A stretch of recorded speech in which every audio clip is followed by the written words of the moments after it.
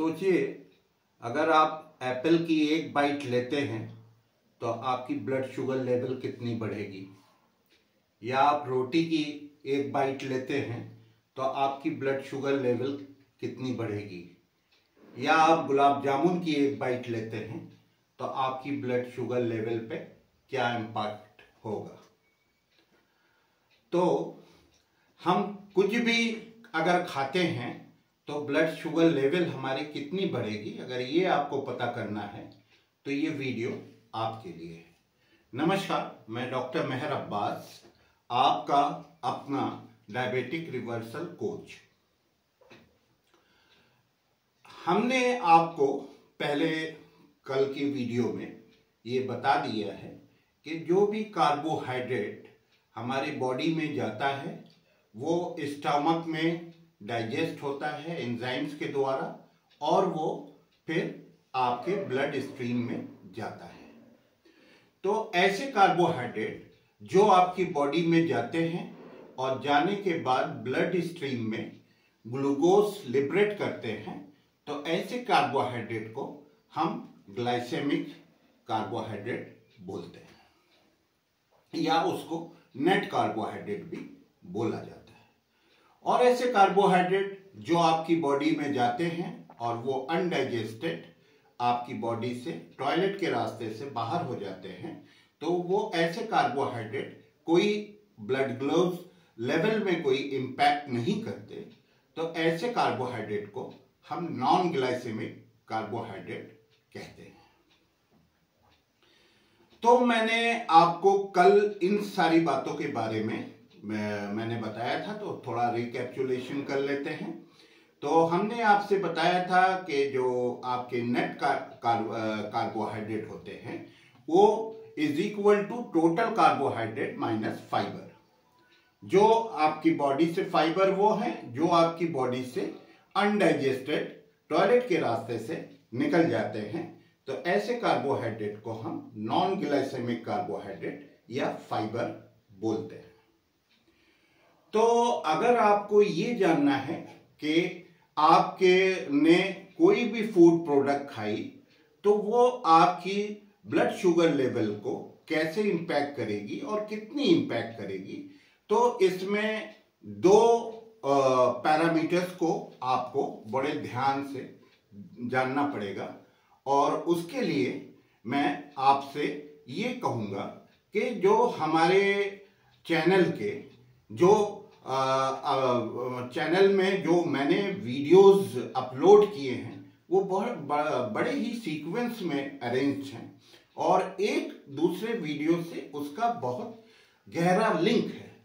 तो अगर जब तक आप उन सारे वीडियो को नहीं समझेंगे, जो आजकल एडवांस बातें एडवांस डिस्कशन हम लोग कर रहे हैं, इन सब चीज़ों को आपको समझने में बहुत ही परेशानी होगी। तो मेरा ये कहना है आप लोगों से, जो विशेष करके जो लोग हमारे चैनल पे नए हैं और जिन्होंने हमारे चैनल को अभी तक लाइक सब्सक्राइब कमेंट शेयर या बेल आइकन को नहीं दबाया है, तो वो लोग इसको ज़रूर कर लें, ताकि उनकी ये जो डिस्कशंस चल रहे हैं उसको समझने में उनको आसानी होती है। तो आज हम लोग ये देखेंगे कि हम लोग जो फूड लेते हैं उसमें ब्लड ग्लूकोज लेवल का क्या इम्पैक्ट होता है, जिसको हम लोग दो पैरामीटर्स में समझ सकते हैं। एक को हम लोग कहते हैं ग्लाइसेमिक लोड और दूसरे को कहते हैं हम लोग ग्लाइसेमिक इंडेक्स। तो पहले हम लोग ग्लाइसेमिक इंडेक्स को समझ लेते हैं कि ये ग्लाइसेमिक इंडेक्स क्या होता है। ग्लाइसेमिक इंडेक्स को समझने के लिए आप ये गौर से देखें और समझें कि जो हम लोग कार्बोहाइड्रेट खाते हैं वो स्टमक में जाता है, और वो स्टमक से ब्लड स्ट्रीम में जाता है, ब्लड स्ट्रीम में जाके वो ग्लूकोज लिबरेट करता है। तो अब हमको ये देखना होगा, क्योंकि जो ग्लाइसेमिक इंडेक्स होता है, इंडेक्स का मतलब होता है इंडेक्सिंग के, जैसे हम लोग कोई चीज सीक्वेंस में अरेंज करते हैं तो इसको हम लोग इंडेक्स बोलते हैं। जैसे लाइब्रेरी वगैरह में इंडेक्स वगैरह आप जानते होंगे, इंडेक्सिंग की जाती है, जितनी भी बुक्स हैं उसको सीरियली अरेंज किया जाता है। उसी प्रकार से ग्लाइसेमिक इंडेक्स की जरूरत हम लोगों को इसलिए पड़ती है कि ताकि हम लोग ये समझ सकें कि किस फूड का टेंडेंसी कितनी है ग्लूकोज को लिबरेट करने में। तो ग्लाइसेमिक इंडेक्स वो होता है कि जो आपने फूड खाया और वो किस स्पीड से ब्लड स्ट्रीम में गया, इसको हम लोग उस फूड का ग्लाइसेमिक इंडेक्स बोलते हैं। सपोज जैसे हमने 100 ग्राम शुगर मैंने ली, तो 100 ग्राम शुगर जो है वो आपके बॉडी में जाने के बाद जो है वो 65 ग्राम आपके ग्लूकोज लिबरेट करती है।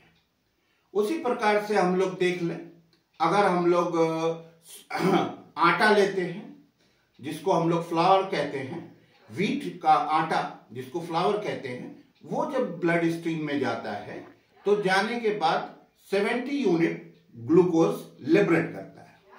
तो यानी आटे का जो ग्लाइसेमिक इंडेक्स है वो 70 हो गया। उसी प्रकार से हम आलमंड देख लें, आलमंड जब जाता है बॉडी के अंदर तो जाने के बाद जो है वो केवल 5 ग्राम आपको शुगर देता है। उसी प्रकार से तो यानी आलमंड का जो ग्लाइसेमिक इंडेक्स हो गया वो 5 हो गया। उसी प्रकार से एग, अंडा, जब वो आपके बॉडी में जाता है तो वो ऑलमोस्ट जो है वो 0, अंडे का जो होता है वो ऑलमोस्ट 0 होता है ग्लाइसेमिक इंडेक्स। उसी प्रकार से हम घी देख लें, घी जब आप खाते हैं तो वो जाके कोई भी ग्लूकोज लिबरेट नहीं करता, उसका भी ग्लाइसेमिक इंडेक्स जो होता है वो ऑलमोस्ट 0 होता है। तो ग्लाइसेमिक इंडेक्स का जो क्वांटिटी के ऊपर कोई इसका वेरिएशन नहीं होता, आपने कितनी क्वांटिटी ली और कितना, वो हर फूड का ग्लाइसेमिक इंडेक्स अलग अलग होता है। उसका क्वांटिटी से कोई उसमें इंटरप्रिटेशन नहीं होता कि आपने किस क्वांटिटी में लिया और किस क्वांटिटी में गया। ये जो है ये इसकी कैरेक्टरिस्टिक फीचर होती है कि जो ग्लाइसेमिक इंडेक्स होता है वो क्वांटिटी पे बिल्कुल डिपेंड नहीं करता। मगर इसमें आप देखेंगे हैं, अगर कोई फूड है, सॉलिड फूड है और उसको आप लिक्विड में कन्वर्ट करते हैं तो उसका ग्लाइसेमिक इंडेक्स जो है वो बढ़ जाता है। सपोज एप्पल का ग्लाइसेमिक इंडेक्स जो है वो 35 है, अगर आप एप्पल की बाइट लेते हैं तो वो 35 है, और जब ये एप्पल जूस में इसको कन्वर्ट कर देते हैं तो इसका ग्लाइसेमिक इंडेक्स जो है 40-45 हो जाता है, यानी इसका ग्लाइसेमिक इंडेक्स जो है वो बढ़ जाता है। तो हमको ये पता चला कि ग्लाइसेमिक इंडेक्स जो है सॉलिड फूड का बढ़ जाता है जब हम उसको कन्वर्ट कर देते हैं लिक्विड में। तो ऑलवेज जूसेस इसीलिए हम लोग कहते हैं आपको अवॉइड करने को डायबिटीज में कहा जाता है। आपको फल आप खा सकते हैं, फल में कार्बोहाइड्रेट होता है मगर उसी हिसाब से हर फल का वेरी करता है। कल मैंने आपसे बताया था कि एक सेब में शुगर उतनी नहीं होती जितने कि आपको मैंगो खाने से होती है। तो फल का आप इन बिटवीन आप वो रखें, अगर कुछ फल खाएं और कुछ फल आप ना खाएं तो ऐसा कुछ शुगर के ऊपर इफेक्ट नहीं पड़ता है।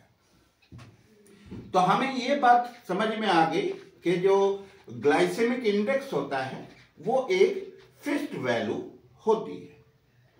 तो अब हम जो चीज देखेंगे वो है ग्लाइसेमिक लोड क्या होता है। तो ग्लाइसेमिक लोड को समझने में किसी भी चीज का ये लोड, तो ग्लाइसेमिक लोड का क्या है, जैसे आपने 100 mg आपने शुगर खाई तो वो आपके ब्लड स्ट्रीम में कितने यूनिट ब्लड शुगर देती है, तो उसको हम लोग कहते हैं ग्लाइसेमिक लोड। उसको समझने से पहले, ग्लाइसेमिक लोड को समझने से पहले मैं इस बारे में आपको एक चीज बताऊंगा। हम लोग को बचपन से ये सिखाया जाता है कि कार्बोहाइड्रेट, अगर जब भी कार्बोहाइड्रेट रिस्ट्रिक्शन की बात आती है तो हमें घर में ये सिखाया जाता है कि कार्बोहाइड्रेट नहीं खाओगे तो एनर्जी कहाँ से मिलेगी, तो ब्लड में जो है आपकी शुगर की मात्रा कम हो जाएगी, और ये सारी बातें जो हैं हम लोगों को ये बताई जाती हैं। तो कम से कम इतना तो आप लोग जान लें कि आपके ब्लड में ग्लूकोज की मात्रा कितनी होती है। तो आइए हम समझते हैं कि हमारे ब्लड में ग्लूकोज की मात्रा कितनी होती है। सपोज हमारे जो है 100 ml ब्लड में जो है आपके 100 मिलीग्राम शुगर रहती है। तो अब हम इसको 1000 ml में कन्वर्ट करते हैं। तो अगर 1000 ml में अगर ब्लड में तो ये कन्वर्जन जो आपकी 100 mg है वो कितनी हो जाएगी, 1000 mg हो जाएगी।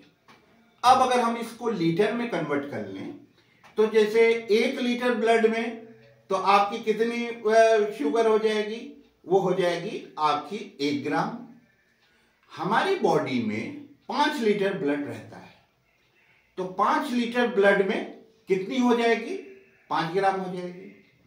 तो 1 चम्मच चीनी में कितनी शुगर होती है, 5 ग्राम शुगर होती है। अगर आप 1 चम्मच चीनी लेते हैं तो वो 5 ग्राम शुगर के बराबर होती है। तो आप ये समझ लीजिए कि हमारी होल बॉडी में जहां 5 लीटर ब्लड रहता है उसमें मात्र 1 चम्मच चीनी होती है। तो हमारी बॉडी के फंक्शंस में चाहे वो स्ट्रक्चरल फंक्शंस हो या आपके मेंटेनेंस के फंक्शन हो, उस सारे फंक्शन को में आपकी शुगर का कोई रोल नहीं होता। जो रोल होता है वो होता है आपकी प्रोटीन का और फैट का। तो आप इस एग्जाम्पल से आप ये समझ गए कि हमारी पूरी बॉडी में शुगर की मात्रा जो होती है 1 चम्मच चीनी की होती है। तो अगर 1 चम्मच चीनी के बजाय हमारे बॉडी में बहुत ज्यादा शुगर की मात्रा हो जाएगी, ठीक है, तो आप ये समझ लें कि 1 चम्मच चीनी अगर किसी की चाय में आप डालते हैं तो वो कहता है कि भैया चाय तो मीठी ही नहीं है। तो अगर जहां पे आप 1 चम्मच चीनी से ज्यादा आपकी चीजें हो जाएंगी वहां डायबिटीज की समस्या आती है, और वहीं पे डायबिटीज का आपकी ऑनसेट शुरू होती है। तो ये चीज आप समझ गए कि हमारी बॉडी में जितने भी एनर्जी के प्रोसेस होते हैं या जो भी चीजें मिलती हैं वो उसमें जो है मेन जो है वो प्रोटीन और कार्बोहाइड्रेट की जरूरत पड़ती है, ना कि बहुत ज्यादा कार्बोहाइड्रेट की। तो अब हम लोग आते हैं ग्लाइसेमिक लोड के बारे में। तो ग्लाइसेमिक लोड को समझने के लिए हमको ग्लाइसेमिक इंडेक्स की जरूरत पड़ती है। तो ग्लाइसेमिक लोड अगर आप किसी चीज का निकालते हैं मैथमेटिकल कैलकुलेशन से तो उसमें आपको ग्लाइसेमिक इंडेक्स की जरूरत पड़ेगी। तो glycaemic load is equal to आपका glycaemic index multiplied by your total carbohydrate content. ठीक है, नेट कार्बोहाइड्रेट नहीं, टोटल कार्बोहाइड्रेट डिवाइडेड बाय 100। तो आप फॉर्मूला समझ गए। मैं एक बार फिर से रिपीट कर देता हूं कि glycaemic load is equal to आपके glycaemic index multiplied by total carbohydrate divided by 100। तो आप इसको निकाल के समझ सकते हैं। जैसे शुगर 100 शुगर का जो ग्लाइसेमिक इंडेक्स हमने अभी देखा वो 100 होता है, मल्टीप्लाइड बाय 100 मतलब आप 100 ml में कितनी शुगर होती है तो आप उसको टोटल जो आपका कार्बोहाइड्रेट है वो 100 हो गया। तो 100 into 100 divided by 100 is equal to 100। तो अगर आपको शुगर का ग्लाइसेमिक इंडेक्स निकालना है, ठीक है, जो चीनी होती है उसका ग्लाइसेमिक इंडेक्स आपको ग्लूकोज का जो निकाला वो आपने 100 निकाला। तो अब हम लोग चीनी का निकाल लेते हैं। चीनी में जो का ग्लाइसेमिक इंडेक्स हम लोग जाते हैं 65 into 100 divided by 100 is equal to 65। तो शुगर, जो चीनी हम लोग खाते हैं, व्हाइट शुगर जिसको कहते हैं, उसका जो आप ग्लाइसेमिक लोड है वो 65 है। उसी प्रकार से हम लोग जो है वो इसका निकाल लेते हैं, आपके आलमंड का। आलमंड का जो ग्लाइसेमिक इंडेक्स होता है वो होता है 5, और उसमें जो आपके फाइबर होते हैं वो होते हैं मतलब उसके अंदर जो उसका टोटल कार्बोहाइड्रेट होता है वो होता है 20। तो 5 इंटू 20 डिवाइडेड बाई 100, तो आपका हो गया 1।